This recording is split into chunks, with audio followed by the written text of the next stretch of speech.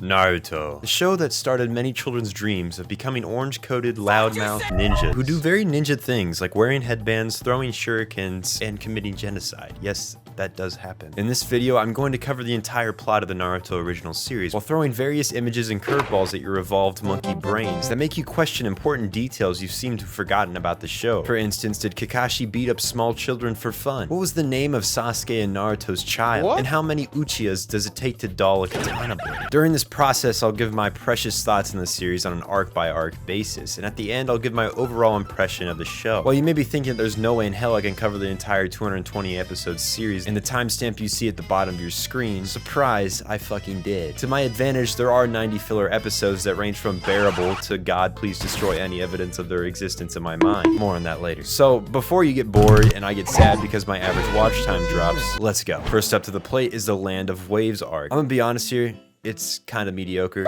Look at that. They love me. Starting off the show in a very slow fashion, this arc is crippled by its own pacing. At some points, you're on the edge of your seat, and at others, you're not sure why the fuck they're telling each other their entire history since they popped out of the womb. Last time I checked, ninjas usually kill their targets before they get to know their life story. It can get in the way of the job, you know? As the title card plays out, we're introduced to a small, squinty-eyed boy who thankfully gets over this quirk before it can be deemed racially motivated. Sorry, Brock, you're still getting flagged. This child turns out to be our main character who just so happens to fit the trope of being shit at everything. Of course, he'll show up everyone in a few years, but that's besides the point. Regardless of this fact, he still manages to graduate what can only be described as a militarized ninja school, and he gets put on a team with the emo prodigy who's got issues, and the bitchy pink-haired asshole that for some reason nobody likes. Come on, she's got some redeemable traits, like...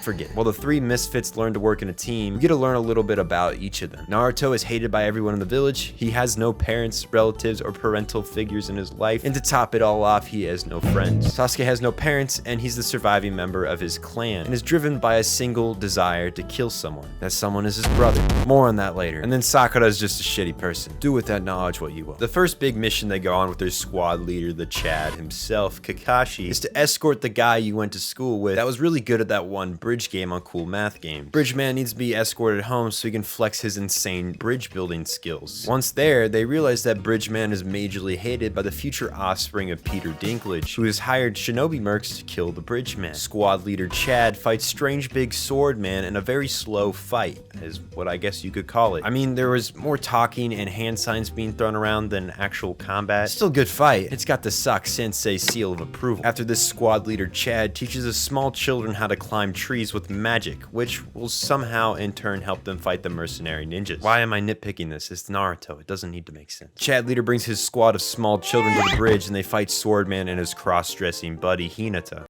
I meant Haku. If Hinata was a boy, well, I have so many questions. Bam, bam, both die. Peter Dinklage's offspring eat shit. Chad leader and trio go home. Happy ending. I, in my humble opinion, think this arc was better paced in the manga compared to the anime series, but most people tend to overlook the fact as they've taken a bite out of the apple of nostalgia, forever blind to the cold, harsh reality that this series does in fact have slow pacing.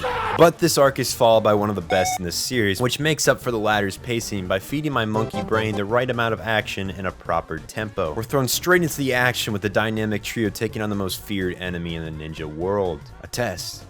They're forced to cheat. Stage 2 of the Chunin exams takes place in the Forest of Death. It sounds pretty scary, but what's really scary is the seemingly genderless snake man that has a thing for biting little children. He's a reoccurring character. With Sasuke knocked out due to a cursed hickey on his neck and Naruto taking a much needed power nap, we are left with Sakura to defend the group from possible attackers. Lo and behold, Sakura gets in a fight, and after a 20-minute monologue about her being useless, she chops half her hair off to prove to us that she is no longer useless, but now is just weak. You know, man, she's just trying to live. I don't know why I'm beating her up. Stage 3 revolves around everyone's favorite shonen trope, the tournament arc. Here we get to see some great fights, some average fights, and some stupid shit. I don't know what this is. Naruto and Sasuke make it to the second round of the tournament, but before that takes place, Naruto trains with some old guy whose hobbies include peeking on women, writing shitty rom-coms, and peeking on women. Why Naruto thinks this guy seems like a good sensei? I don't know. Meanwhile, Sasuke changes up his wardrobe and goes from a dark blue shirt to black to show his new level of maturity. No maturity. But as it turns out, that weird genderless snake guy I was talking about and the Sand Village have plotted an attack on Konoha. I guess it looks like we'll have to postpone the tournament where 12-year-old beat the living shit out of each other until a later date. So sad. Now, this next arc is pretty much summed up as the slowest ass fight occurring during a ton of other shit. The amount of watch time spent watching Hiruzen and Orochimaru in a standoff made me want to punch my screen with the force of 1,000 Rock Johnsons. I inevitably ended up questioning if I was accidentally in a time loop or Hiruzen was so fucking stubborn to not die. You're 80, man. You can just give in. It's okay. During that shit show, Naruto squares off against Gaara. He kicks his ass and makes Emo Boy feel very sad about his own lack of development. To wrap up the arc, Hiruzen finally dies and Orochimaru escapes with no arms. Naruto makes Gaara rethink his life choices, and Sasuke starts his emotional teenage journey of rebellion. In the aftermath of the attack on the village, Konoha needs a new Hokage, so Naruto and Jiraiya set out to get one. But before that can happen, Sasuke's older brother pays a visit to the village and flexes on all the ninjas there with his broken-ass skill set. Sasuke runs into Itachi and tries to beat him up, but to no one's surprise, a 12-year-old is no match for an 18-year-old, and a new meme is born. Naruto and Jiraiya continue on their journey and meet up with Tsunade, the future Hokage, who declines the job offer. Thanks to a miraculous order of events, Tsunade gets into a fight with Orochimaru, and Jiraiya and Naruto show up to assist. During the fight, Naruto takes a blow for Tsunade, and she has a change of heart, deciding that she'll accept the cursed leadership position in which the past two people have both died in. Oh, and Weird Snake Man retreats. Did I mention that these three know each other? Ah, yes. It's a filler arc.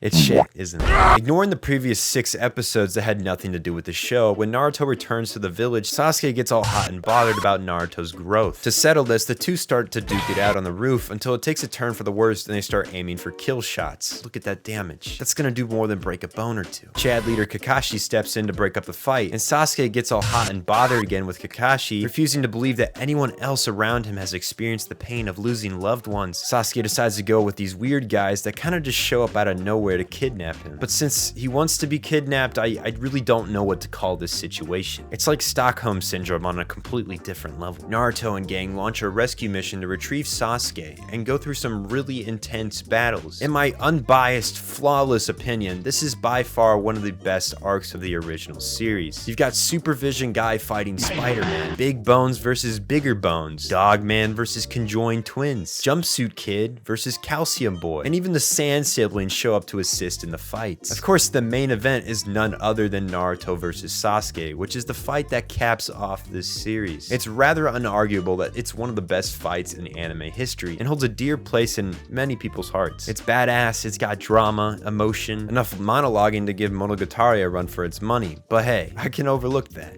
It's needed. Sometimes. Not here though. The end of the fight sees Sasuke walk off to join Orochimaru for training, and Naruto failing his mission, with most of the group in critical condition following their battles. It's a real downer of a time. You could throw on a black and white screen to set the mood, get some rain detail on there, and put on some really sad music just to drive your point home. Anyway, with this part 1 comes to its conclusion, but that doesn't mean the show can completely end. What do you think? Period doesn't like money? You think they're just gonna stop because the manga has concluded? Fuck no. We got at least 80 episodes worth of filler content to go through. Why? Because money. This process is rather easy though. Starting off strong, this one is shit. This one's kind of shit. Pretty sure that one's shit as well. You already know what I'm gonna say here. This one puts us at 14 out of 14 so far on the shit scale. Yep, the filler's still bad. This one's alright. I bet I surprised you there, didn't I? And here we are, the final episode. I'm just including this one alone because this is where Naruto wanders off with a strange old man to go train for 3 years before Shippuden. As a finale for the show, it's kind of uneventful. To be honest, this should have happened 80 episodes back, but I'm not the one running a weekly shonen anime studio, so I don't get to call the shots. If there's any lesson you could take away here, is just skip the filler. It's such a waste of time. Unless you're an 8-year-old, at that time of your life, you'll just consume whatever is placed in your line of sight. This is me watching canon. This is me when I'm forced to watch filler. You can't keep getting away with